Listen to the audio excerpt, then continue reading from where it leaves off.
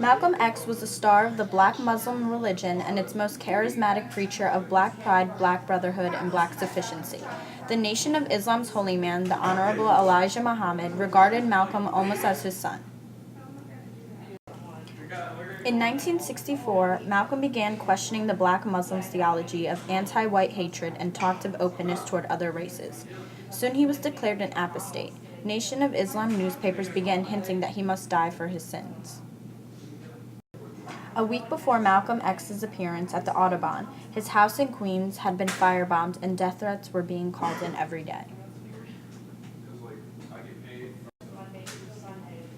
On February 21, 1965, in New York City, Malcolm X, an African-American nationalist and religious leader, is assassinated by rival black Muslims while addressing his Organization of Afro-American Unity at the Audubon Ballroom in Washington Heights. Malcolm had dismissed his bodyguard's suggestions that the audience be searched for weapons. The day of the assassination, Malcolm was standing on stage waiting to begin. A shout from the back row caught his attention, and he stepped to the side to see what was going on. A black man in the front row pulled a sawed-off shotgun from his trench coat and fired. The blast tore a circle through Malcolm's chest and sent him flying backward.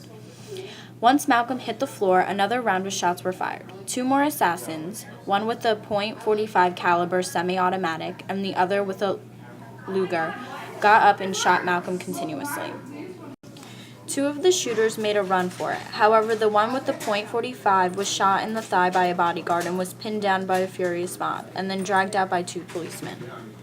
The man was identified as Talmadge Hayer, but investigators had to find more info to connect him to the Black Muslims conspiracy. A mountain of evidence later linked Hayer to the assassination: the .45 cartridges in his pocket, witnesses, and his thumbprint on the smoke bomb. All three shooters were found guilty of murder and sentenced life in prison: Hayer, Johnson, and Butler. But 11 years later, in 1977, Hayer swore out an affidavit repeating his insistence that Butler and Johnson were innocent, and Benjamin Thomas was the actual plotter and was all his idea. The man wanted him dead simply because he spoke about power and the truth to it. The Manhattan District Attorney's Office freed all three original men on parole by the late 1990s.